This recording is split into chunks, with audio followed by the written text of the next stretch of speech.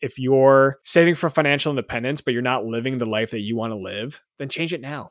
And if that means you have to spend a little bit extra money, that's fine. Build the life you want and then save for it.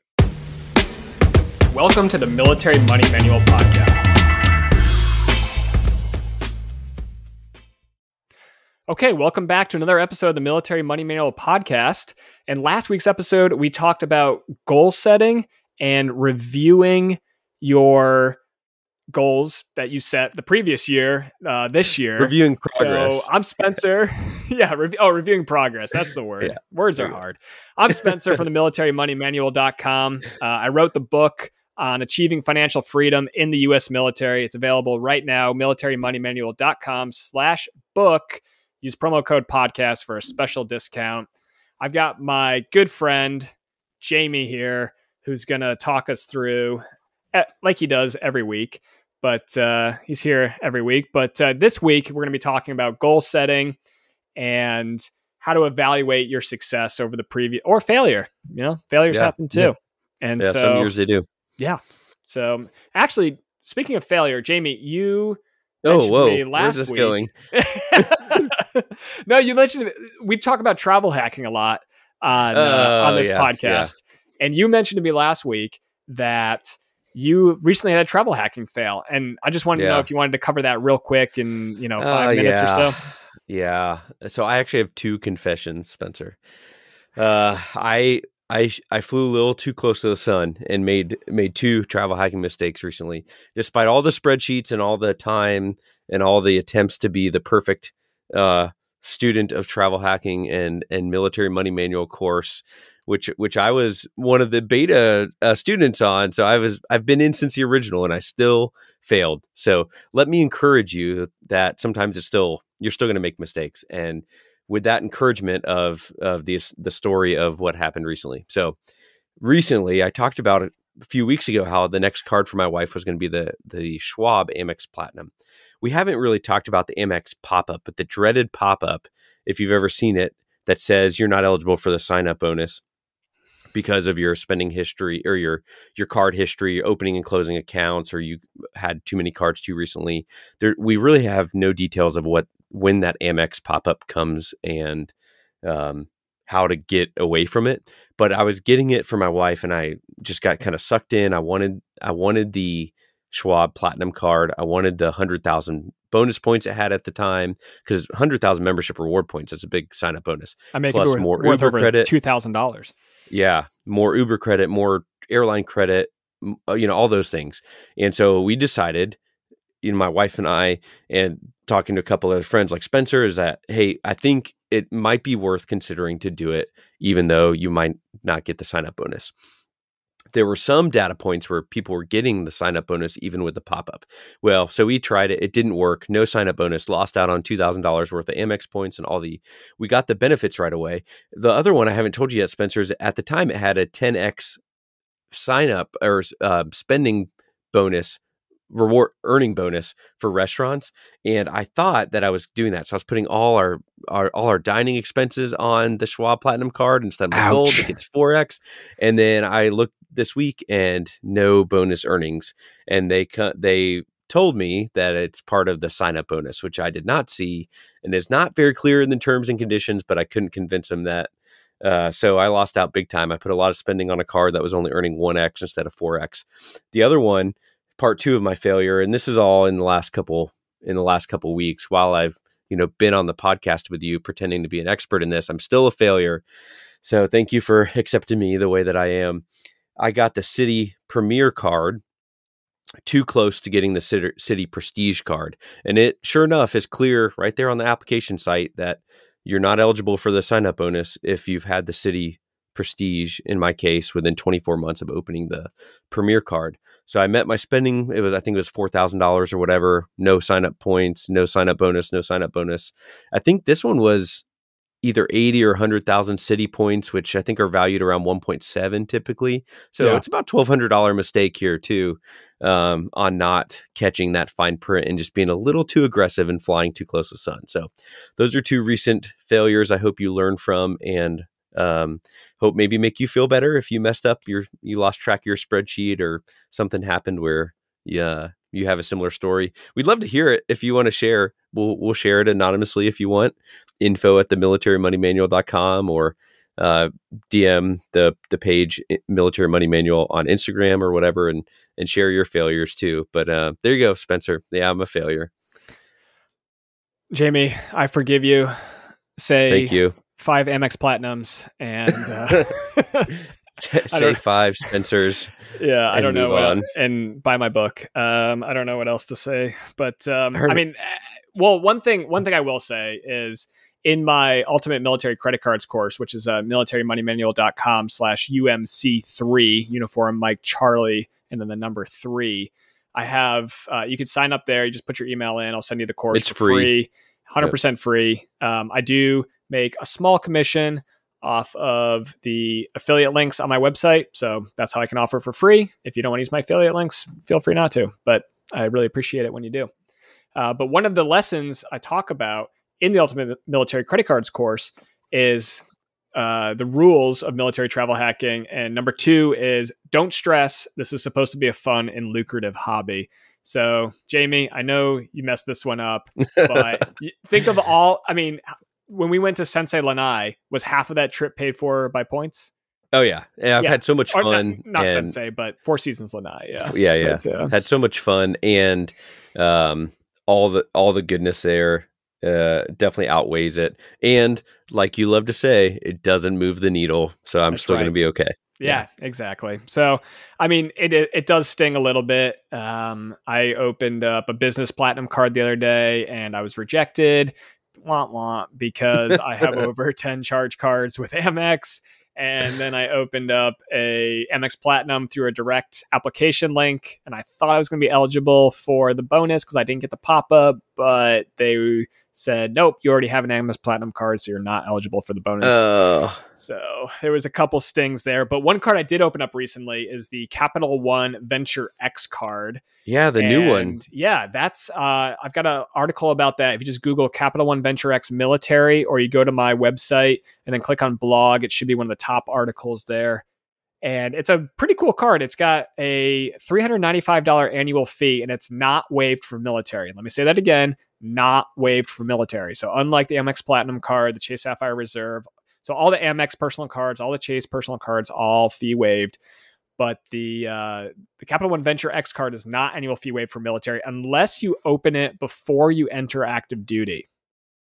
And I haven't gotten a lot of data points on this, so I'm not willing to go out on a limb and recommend it to service academy cadets. But I would be really interested in some data points. So, go to the article, leave a comment, or like Jamie said, DM me on Instagram, Military Money Manual, or info@militarymoneymanual.com is my email. I'll respond directly. I respond to every email I receive. And let me know if you open the card before active duty, you apply for SCRA benefits, and I explain how to do that on the website. Let me know if you got your annual fees waived, because I don't have enough good data points about that. Because if I get some good data points that you do get your fees waived with SCRA, then it would be a great card to open if you're in ROTC, or your senior year of service academy, Air Force, Navy, West Point. And then apply for SCRA once you go active duty, and then get your $395 annual fees waived. But I will say, even though the fees aren't waived, it does a $300 annual travel credit. It has to be used through the Capital One travel portal. Yep. And so that's a little bit of a limb fact, but I use the travel portal. They just bought the site Hopper, and it is it is my favorite travel portal. It's better than Amex. Interesting. It's better than Chase. Yeah, Capital One is actually, I think they're trying to make moves here. Nice. I've been really impressed with the card so far. And when you add it to your Google Pay or Apple Pay for the 90% of people out there who have iPhones, you tap it to the back of your phone. I don't know if that's something you've ever done in another card before. Like an NFC. I've never had that. Yeah, that's cool. So I thought that was really cool. And we should try that with my phone sometime and see if it works with my phone. Yeah, I'll try it with yours, and then you can help me meet my minimum spend. I can do $100 Amazon charges or less on your card. No one will ever know because you don't track this. I don't track it. So with that card, with the Capital One Venture X, 100,000 points right now for $10,000 spend, but you got 6 months to do it. So you got a good spend. Well, that's a lot. It is a lot. It's a big spend. Yeah. So if you're a lieutenant, if you're a young airman, soldier, Marine, sailor out there, probably not the card for you, because I got an email from a guy the other day. He's like, how am I supposed to meet these minimum spends? I'm just a lieutenant. I was like, wait, do not. Oh, if you can't meet these minimum spends, don't open up these cards. And actually, that's another one of my rules in the Ultimate Military Credit Cards course. So, and then the last thing I'll say, you mentioned the Amex pop-up. I've got an article on that on my website. If you just go to militarymoneymail.com/Amex-pop-up, or go to my website and search Amex pop-up, it'll pop right up. And that's yeah. Oh, we do. I used to have a soundboard here, but I guess I got rid of it. That's another. Again, more data points are needed. It's a really hard nut to crack, like why you go into the jail, how you get out of the jail. It's also called the Amex jail, or pop-up jail sometimes.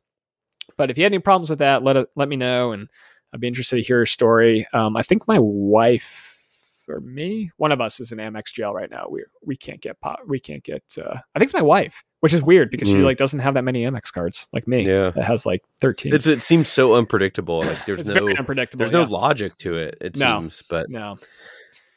All right, well, Jamie, now that we're 15 minutes into this episode, let's talk about what we're actually talking about today, which is end of year. So I talked about last week how I build a state of the money address where I dress up as Abraham Lincoln and put on a top hat and present to my wife in front of Fourscore and 365 days ago. 365 days ago.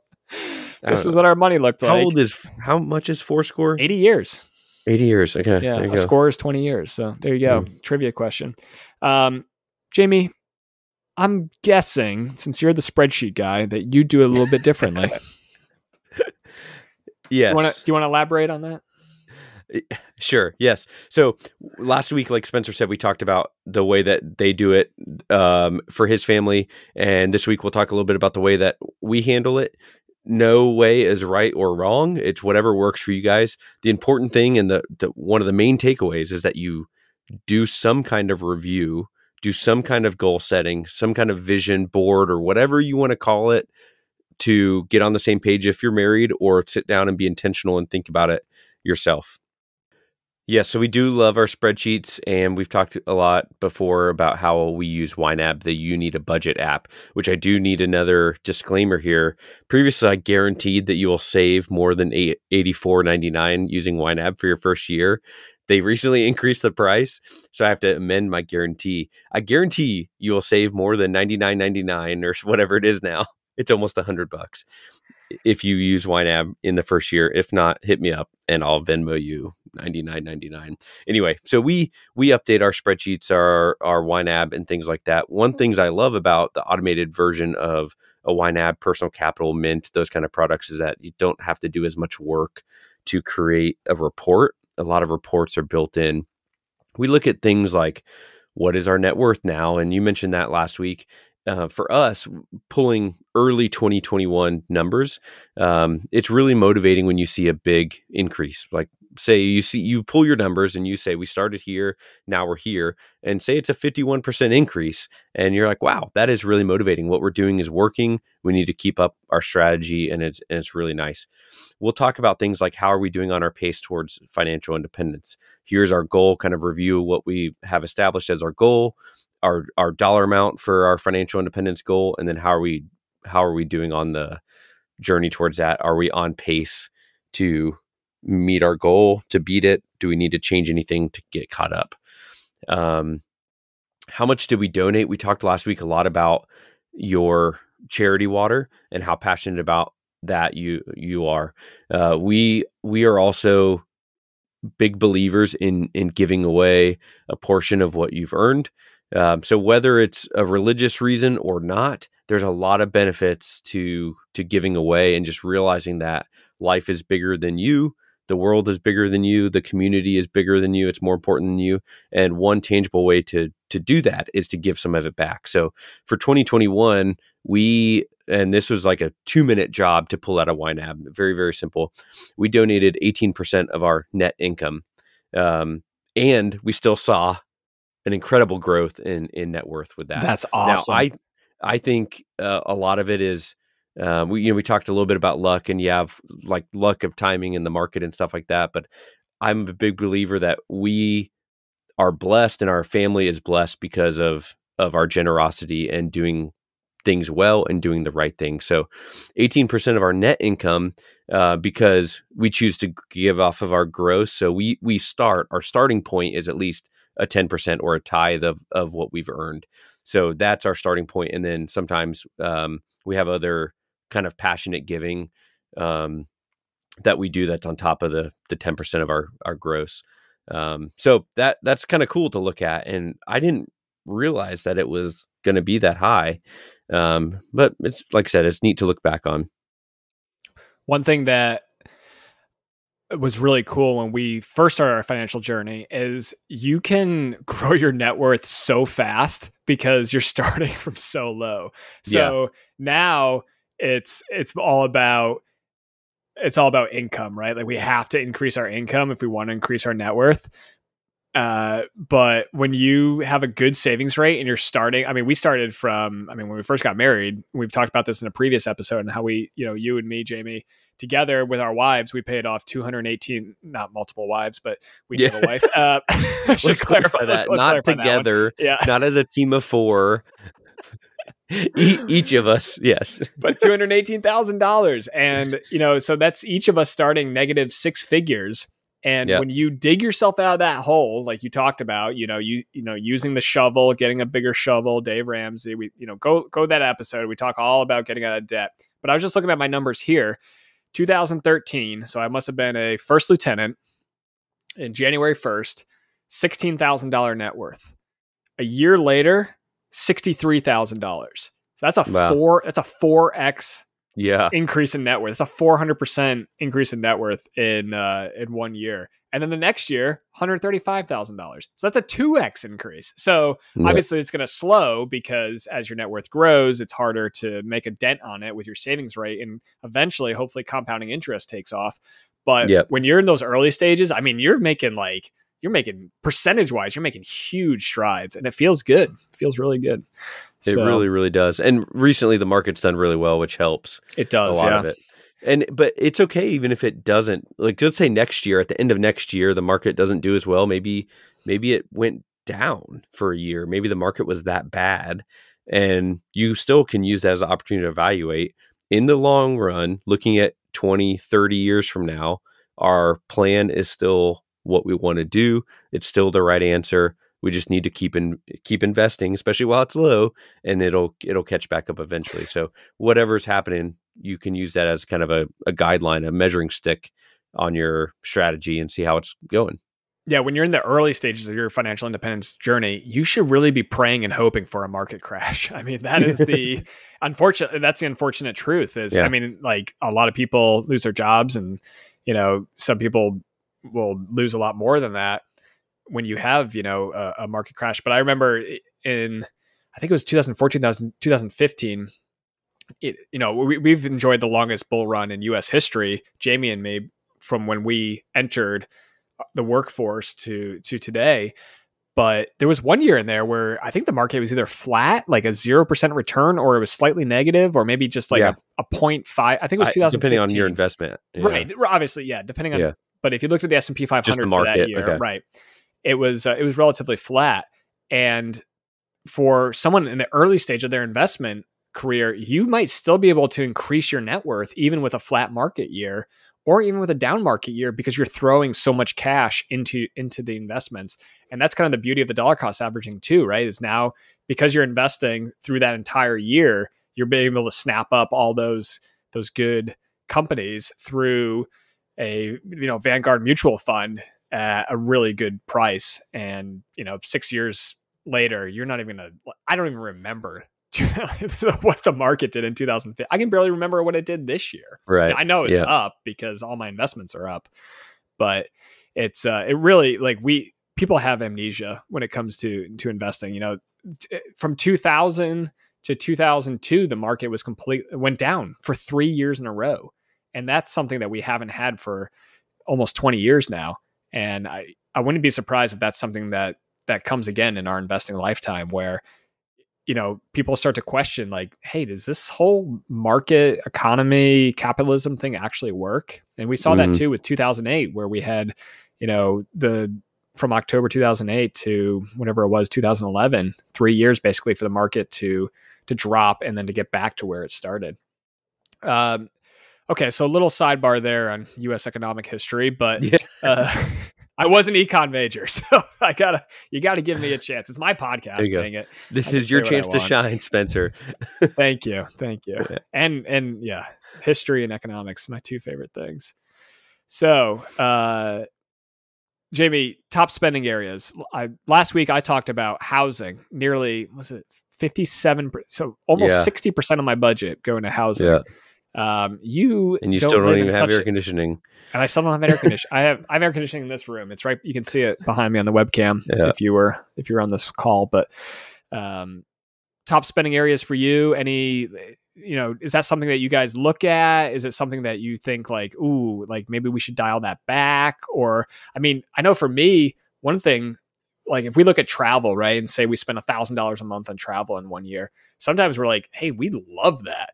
Can we spend $2,000 a month on travel? Do you guys ever do that when you look at your expenses? Yeah, it's another nice thing about the automated report features of some of the online tools. We break down kind of our general spending. About 30% of our income goes to general spending categories like groceries, gas, clothing, eating out, rent, and internet. And then this year we look back at our savings rate as well. So not just spending, but our savings rate this year looks like it's going to be about 35%, which is right about our target, a little bit lower than we probably want. But we also, my wife started working in September. So that is right. It may tick up to 40% by the end of the year, which is about where we desire to be. Currently, right now in her job, we are putting 40% of her pay towards her company 403B. And it's so unusual where the HR called her and said, "Hey, did you mean 4%?" We're like, "No, 40 is that's correct. Please put it all in there."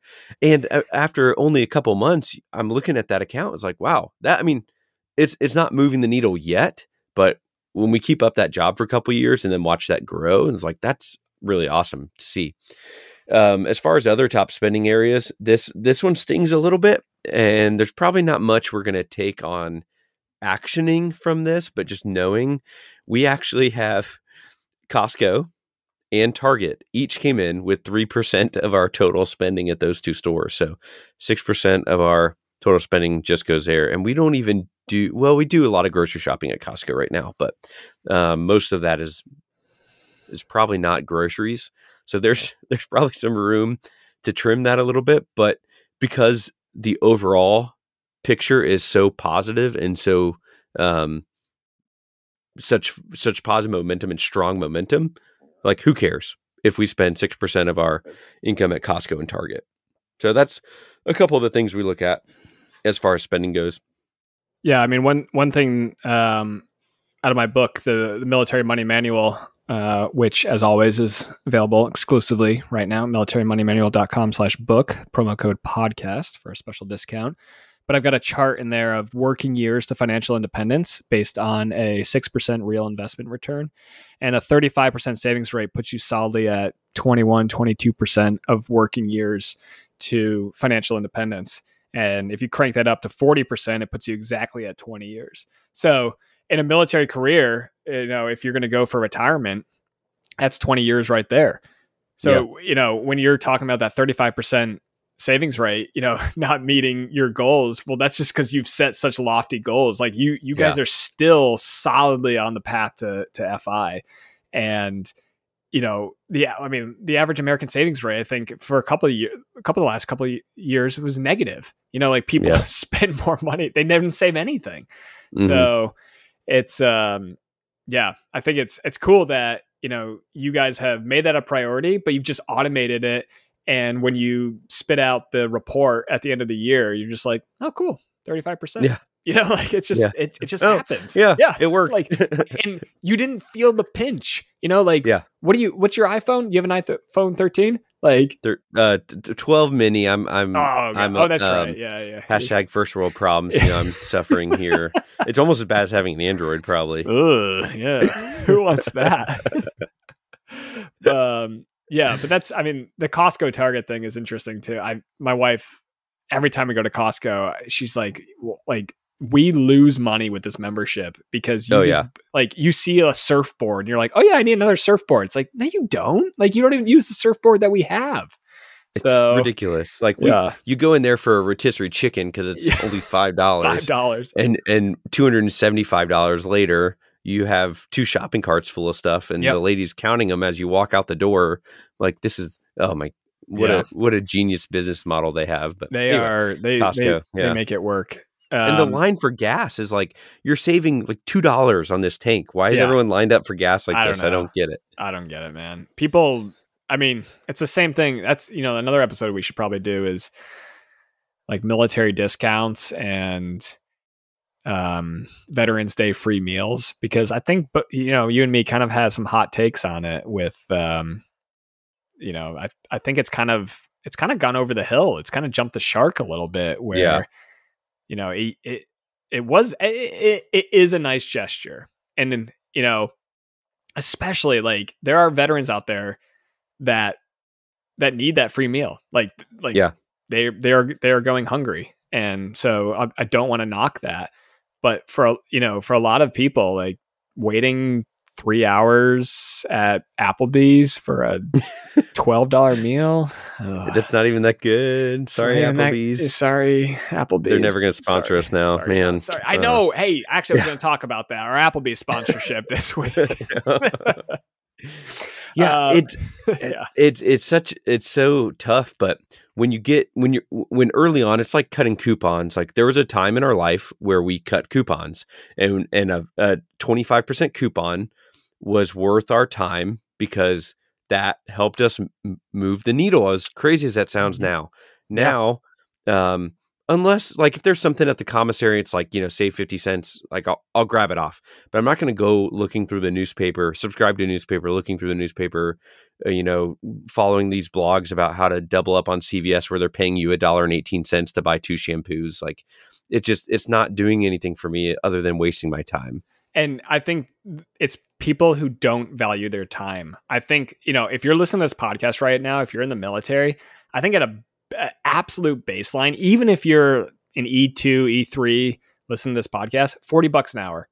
I think you have to start at like 30 to $40 an hour of your time is worth that much. So if an hour of effort saves you 30 or $40, yeah, sure, do it. If like driving for Uber, if you can make $100 an hour driving for Uber, and spoiler alert, you probably can't because of the way that the system is set up, then yeah, do it on the weekends, to pay off debt. But your time on education or getting better at your job, or if you're enlisted and you like the military and you're like, you look at those officers around you and you're like, dude, I could do their job, then go to school and get a commission. Yeah. And be paid much more for, unless you're in a very specific career, like pilot but even they have RPA operators now who are enlisted. So, and you can make Mondo dollars when you get out, as a contractor. Mm-hmm. So, I think your time you have to value your time. If you're saving 25 cents for 5 minutes of effort, it's not worth it.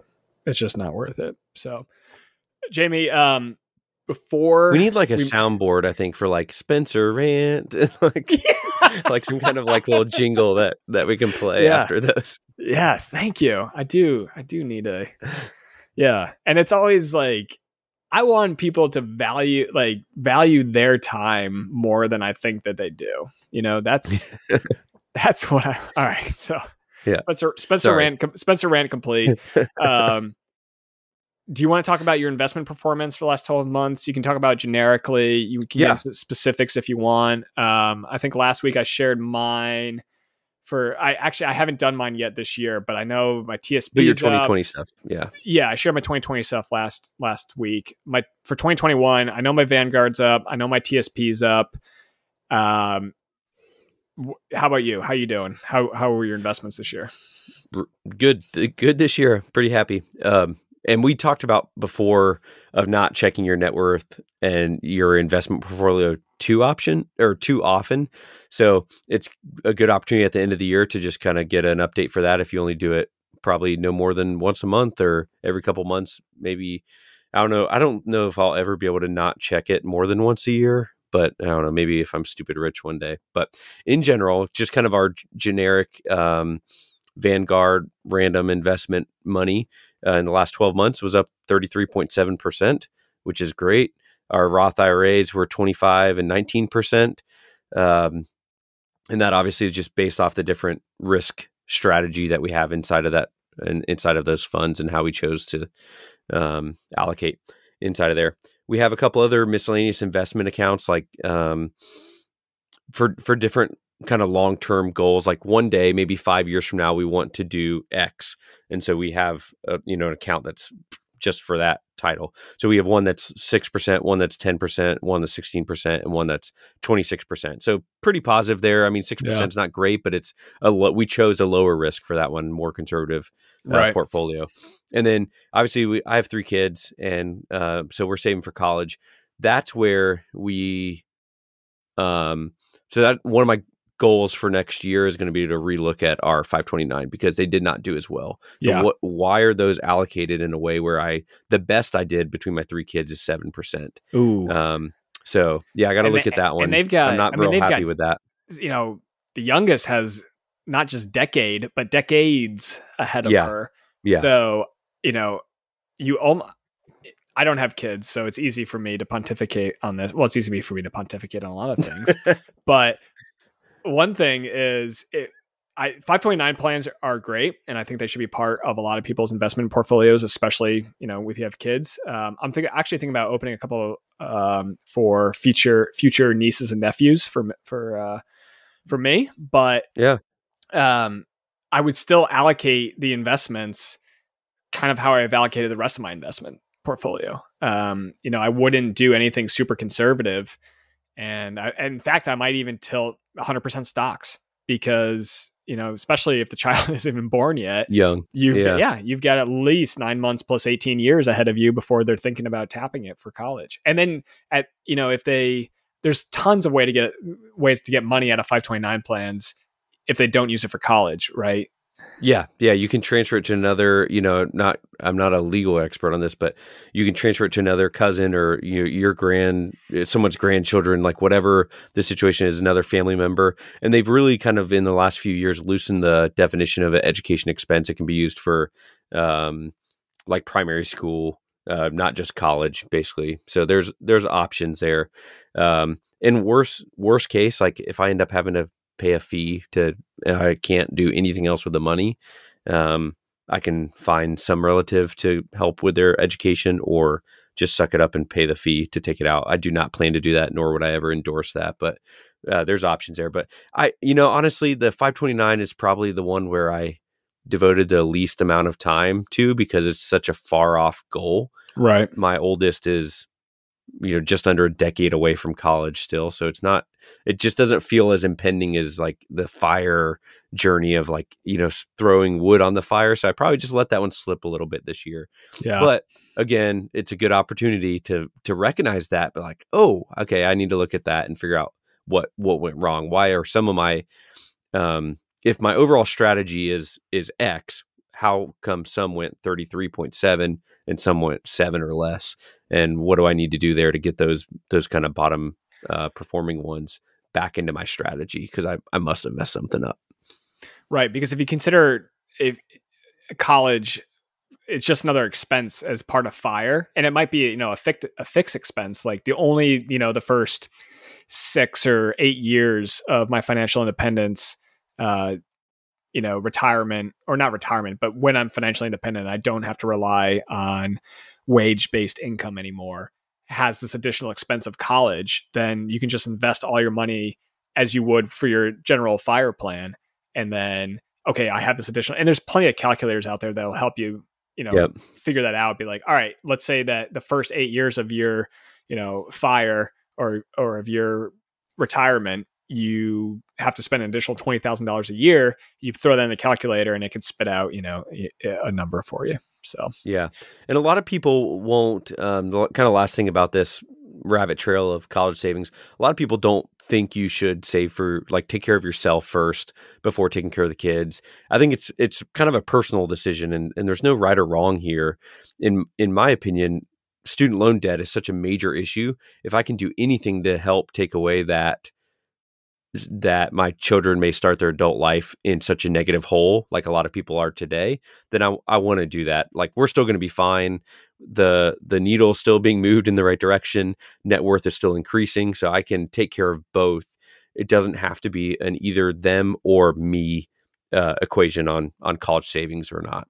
But Spencer, last week, as we looked at goals we talked about kind of the recap of this year. What do you guys do to set goals for next year? Do you guys do you make like a vision board or anything like that? Like, how do you get to the why of what you're planning to do, whether financial or not, next year? Because that is important to kind of figure out why you're doing anything. How do you guys get to there? I think it's primarily just focused on our biggest goals, which are freedom of choice, freedom of movement, freedom from certain things. So like freedom from health problems, freedom eventually from wage-based income, right? So financial independence, financial freedom. But also so much of it is just, I mean, while I'm in the military, I get 30 days of leave a year and that's it.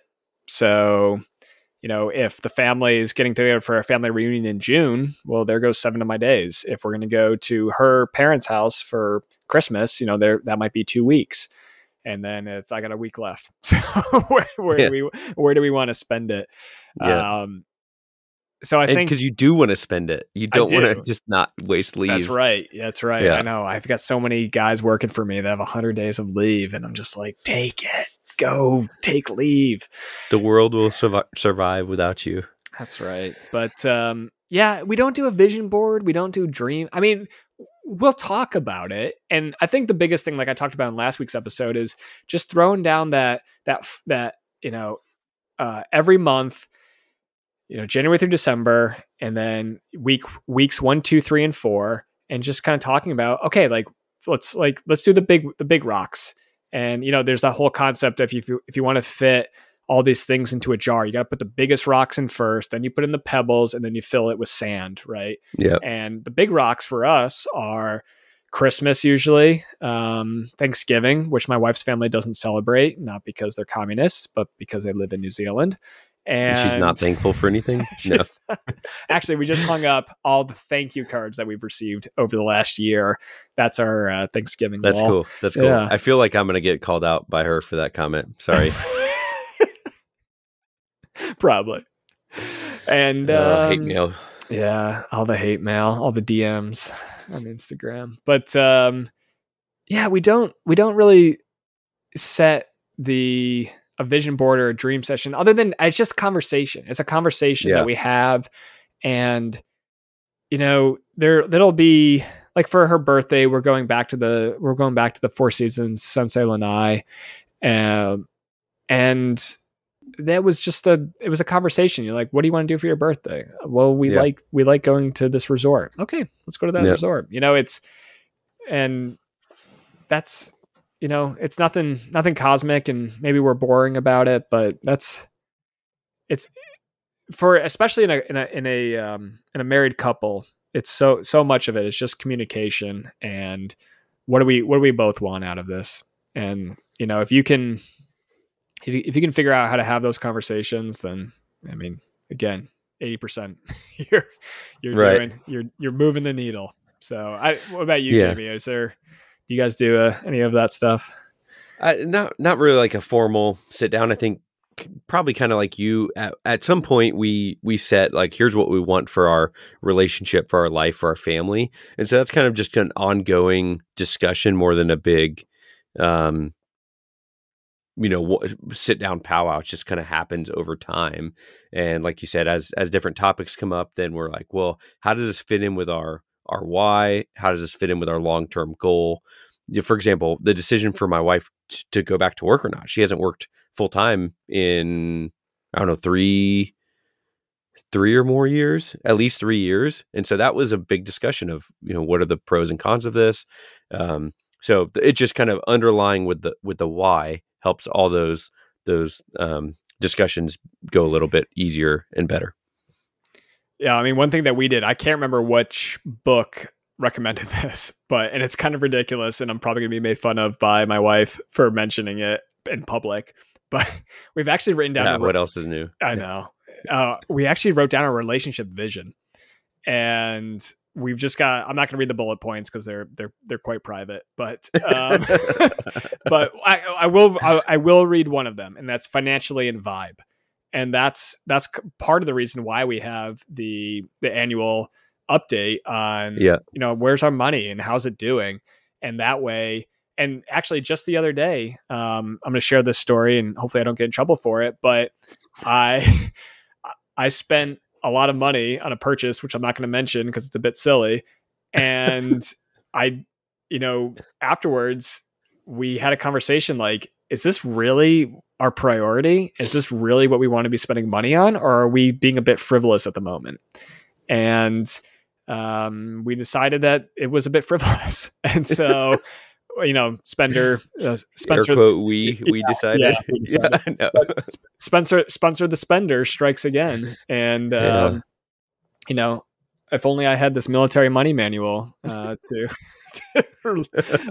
keep me on the straight and narrow. But I think setting, just having the conversation, talking about priorities, and then deciding what you want to do with your time. Because I think time is the most valuable resource. You cannot get more time. Even Elon Musk and Jeff Bezos only gets 24 hours in a day. Now, they can outsource so much of their life that it feels like they get more than 24 hours in a day. But they don't. So, I think some of the goals that we'll talk about at the end of every year are net worth. So, what do we think our net worth can be next year? And sometimes that's just based on what we'll do is we'll look at our savings rate. We'll look at what our projected income is, which is pretty easy in the military because it's probably not the same it was last year unless you get a promotion or a time and service step up. And even then, that's going to only affect it by a couple $1,000s. But just look at your savings rate. If you're saving 25%, you make $4,000 a month. So then your net worth should be $12,000 greater at the end of the year, unless there's a stock market correction or a stock market crash. Mm-hmm. So how much debt can we pay off this year? That's not a question that we've asked in a long time because we became debt free. But if there's something we can do to move the needle, right? If we have a promotion and now all of a sudden we're making an extra $1,000 a month, maybe half of it goes into our Roth IRA and half of it goes towards our car loan or our student loan debt. And all of a sudden now we're going to be debt free 6 months earlier. Or we realize like, hey, we were going to be debt free in 2023, but if we start making these payments now, we can be debt free by the end of 2022. And that's motivating when you're like, hey, by this time next year, we don't have to have this conversation. We don't have to send those checks. That's not checks anymore, but we don't have to send those ones and zeros to Sally Mae or whoever services our student loan. So any other goals that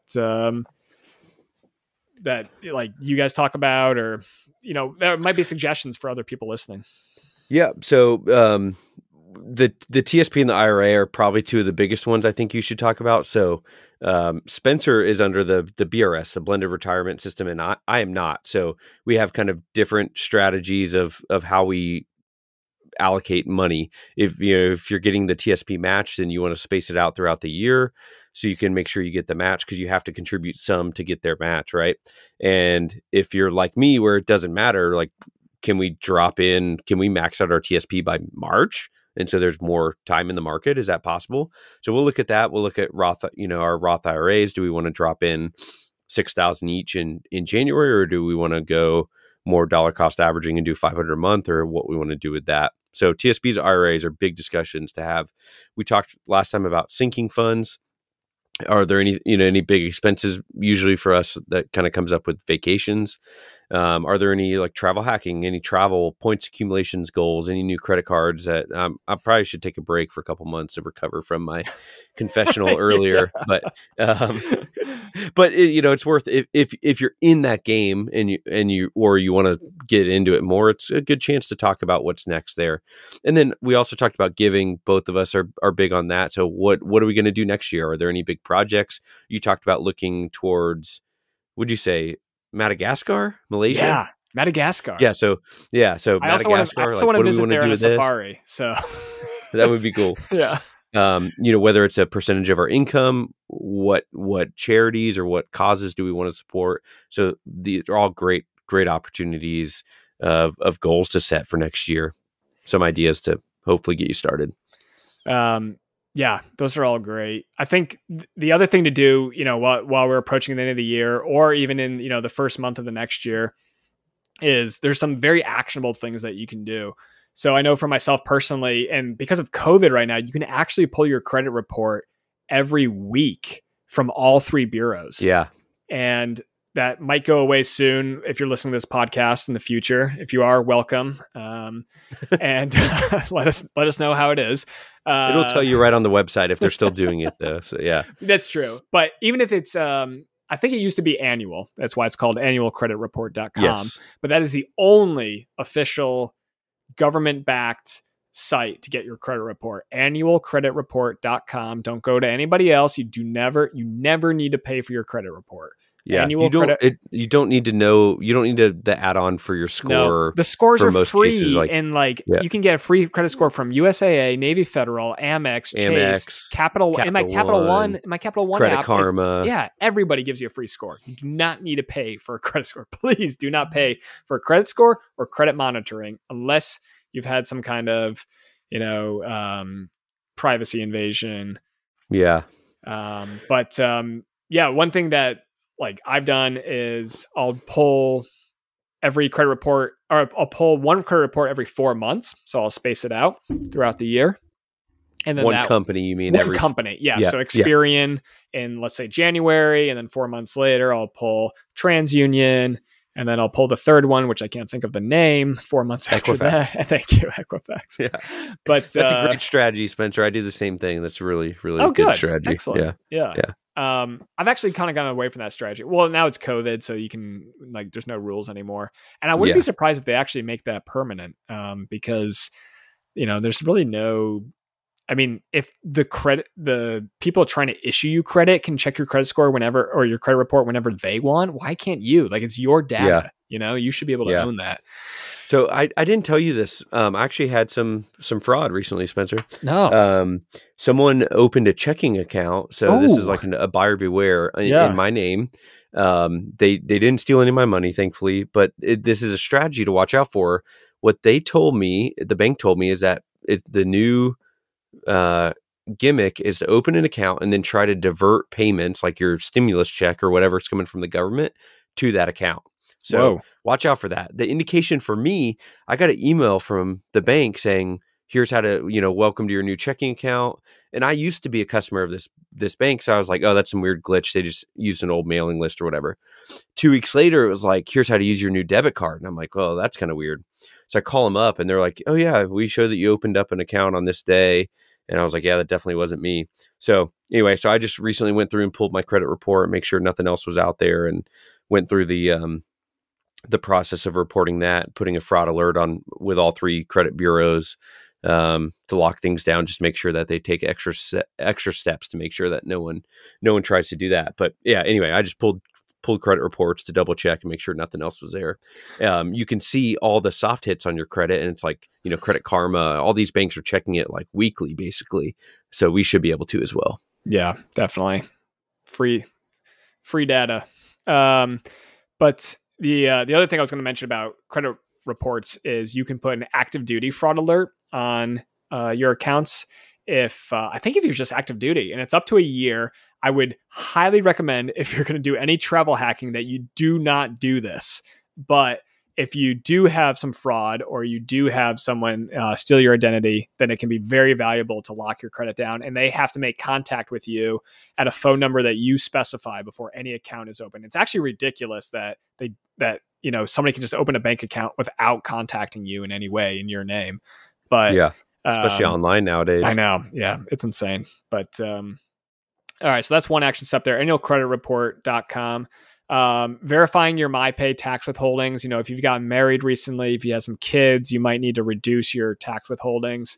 TSP allotments, like we talked about, if you can bump it up, or for me, because I maxed it out last year, now that we have a 3% pay increase probably coming in January, I might actually need to turn it down a little bit because I'm in BRS and I don't want to max it out too early. And then if you're going to get a pay increase in the middle of the year, from a time and service thing or a promotion, then you also need to watch out for that and make sure, especially if you're in BRS, that you don't max out the TSP too early. If you're not maxing out the TSP, then you definitely need to look at how are you going to max it out, and can you increase your contributions so you can max it out. Yeah, or maybe you're almost done with debt, so you have to start contributing, or you've never done it before, and now after listening to this amazing podcast of these beautiful humans behind the microphones, you're like, yeah, I need to start contributing to my TSP. So here's your chance to log in and do it. Other things to consider: traditional versus Roth. Maybe you've got your spouse is going to work, so now you're making more money, and her or his money isn't as tax advantage as yours. So maybe it's time for you as a couple to switch to, or one of you to switch to Roth, and then you have a little bit of tax diversification, whether it's traditional or Roth accounts. Insurance, reviewing that, making sure you've got enough coverage. Auto, home, renters. One thing that I took out recently was an umbrella policy. I've maxed out my auto insurance, and I want to make sure that as my net worth increase, that I'm covered in case, and I've got a pool, God forbid someone were to have an accident or, something was to happen with the pool, that's something that I could be personally liable for. And then if you got, any big life events happening, you want to make sure that your investment portfolio is set up to if you've been extremely risky up until now, maybe it's time to dial down the risk a little bit. If you just got married and you've got some additional income coming in, you don't need to be as risky anymore, and you can add some more stability to your portfolio. Jamie, did you have a recent experience with the investment strategy change or portfolio diversification? I don't know in that area investment strategy as much, but with my wife going back to work, we tweak some stuff with that, and just normal checkup stuff, nothing too big as far as that kind of stuff. I will say though that one thing that has come up recently is the importance of your kind of end of life planning, whether it's a documented and legal will on file, advanced medical directives, if you choose to have that, like how much life support do I want and for how long, under what conditions. And if you don't have that, then you could just be there forever, on a ventilator and things like that. So if you don't want that to be the end of your life, then you got to document some of that stuff. Account beneficiaries is really huge. And so like, if I can give one big takeaway based off of recent events for my family, is the time to look at stuff with your family is not after the passing of a loved one. Stuff is raw, emotional, and sad. So the best thing you can do is be open and honest with it. And here's my wishes. Here's my paperwork. Here's where everything's saved. Here's how I have an account at this bank and an account at this bank. Here's what to expect. This account has a beneficiary of this person, split 50-50 or, whatever you want to do. And just tell everyone what to expect. If you set a beneficiary, then a lot of that stuff doesn't need to involve a lawyer at all. So the TSP you can have a beneficiary set. SGLI, keeping all that stuff updated is so important. Because if not, it's going to be one last kick in the One last punch in the gut is probably a better way to say it. We're trying to keep our clean rating on don't want to have on a little Apple tag, iTunes here. but it is an active love to have your end of life stuff organized and planned in advance. There's a lot of stuff out there on this. If you ever did any of the Total Money Makeover, any kind of Ramsey stuff, he calls it the legacy journey or just having a legacy box. So I have a file. My brother and my wife know where the file is in our safe, how to get into the safe. Everything they need to know is in there, and they'd be able to take care of all our accounts easily because everything's organized with directions in that one area where they can find everything easily. That's my last and final act of love. If anything ever happens, is that I helped make it easier for them to be taken care of. Yeah. Jamie rant. Yeah. So you were talking about the other day, Jesse Meekum, who's the founder of YNAB. You Need a Budget. Yeah. He advocates for a burn it all down January. Can you talk about what is that and what are we burning down? Because I'm ready. Is it a piano? Is it?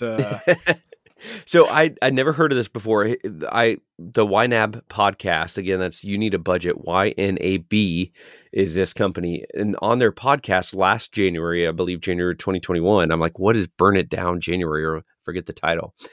Basically, what he and his wife do is they look at all their balances. Hopefully I'm paraphrasing this correctly. And they'll say, okay, say right now we have $15,000 allocated for our emergency fund. Like, do we still want, like, if someone gave us a check for $15,000 right now, is that what we would still do with the money? Would we still keep the money allocated for this, or would we take, 5,000 of it for that and use 10,000 to pay off the car loan? Or maybe you had set aside $5,000 for a vacation, but because of COVID or work changes or whatever, you're not able to travel anymore. So in January, every year, they advocate burn it down. Burn everything down that you have in your budget. Look at your balance of money available and reallocate it based off of your current goals. And basically, it might change from what you thought last January's goals were going to be. So that's one technique. I didn't personally do that because I think that what I had last January is probably still the correct answer, but it's kind of a cool concept. Yeah, I really like that. Just making sure that how your money is currently allocated is still aligned with your priorities and your goals. So Jamie, we talked about a lot of things.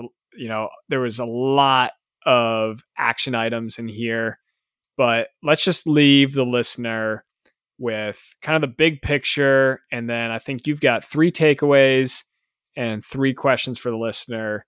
So I'll take it first, and then I'll turn it over to you.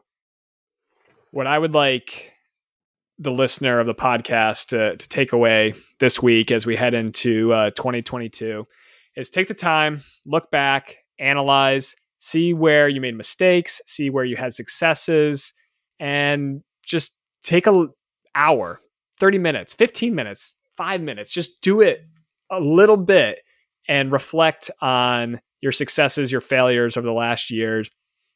And then think about how you want, this reflection to go next year, and what kind of action steps are you going to take? What specific things are you going to do so that you're either in a better position, or what kind of things do you want to avoid so you don't end up in a worse position? And, one book that I just picked up was 4,000 Weeks, which is Time Management for Mortals.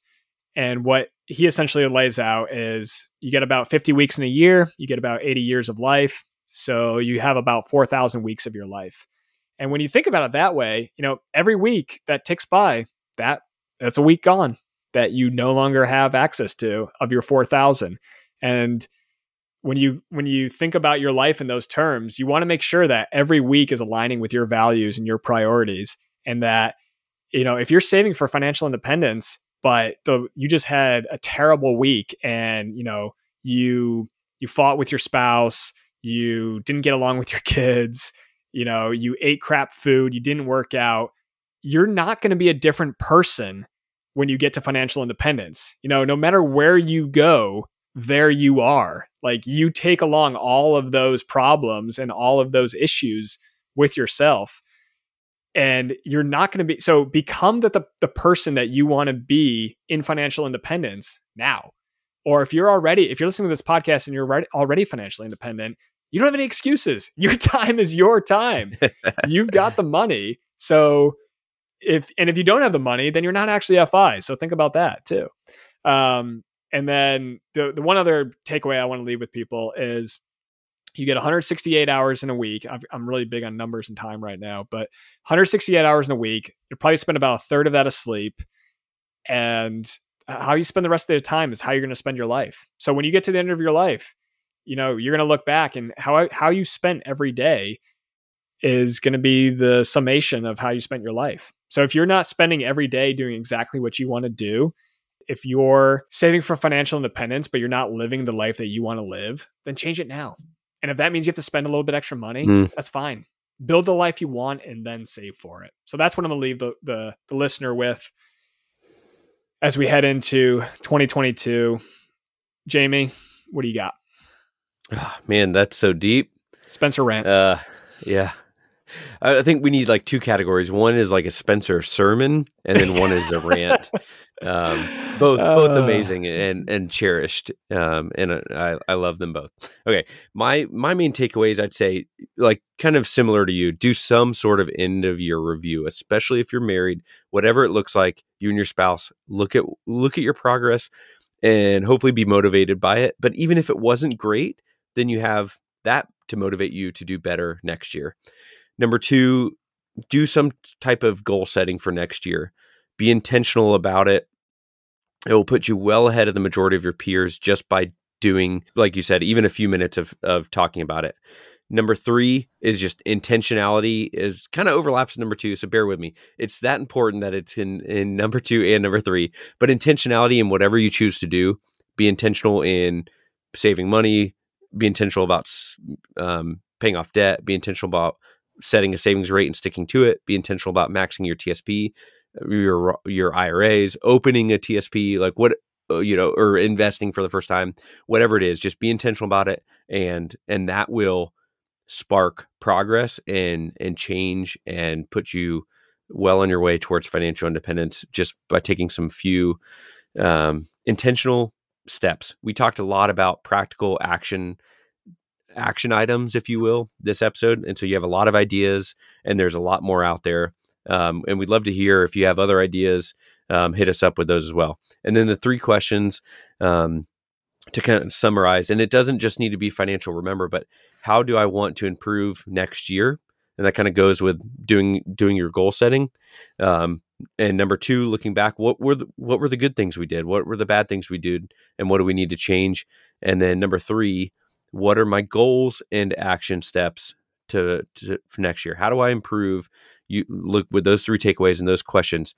The goal is for you to be better, for you to be a better person, and financial independence and choosing what to do with your life is a huge part of that, in my opinion. So those are kind of my main takeaways and questions for this episode. Those are great, Jamie. Thank you so much. All right, listener, we will be with you as always next Monday when we drop another episode. This has been the Military Money Manual Podcast. Spencer and Jamie. See you next week. Have a good one. Hey guys, it's Spencer again. Before I let you go, I want to let you know about my new book. It's called The Military Money Manual, A Practical Guide to Financial Freedom, and it's available right now at militarymoneymanual.com/book. This is the book I wish someone had handed me on my first day in the military. In this book, I cover the exact money tactics, investing strategies I use on my path to financial independence before age 40. I break down the math of FI, and I explain the exact dollar amounts you need to retire. The book is full of easy-to-apply financial advice specifically for military service members and their families. I cover tax-free deployments, the thrift savings plan, and many more topics only military personnel can relate to. This book was written specifically for you, whether you're active duty, guard, reserve, a military spouse, enlisted, or officer. Both E's and O's will benefit from the lessons in the Military Money Manual. If you're in the Army, Navy, or Air Force ROTC, or if you're a cadet or midshipman at West Point, Naval Academy, and the Air Force Academy, this is the perfect book to start your military career with.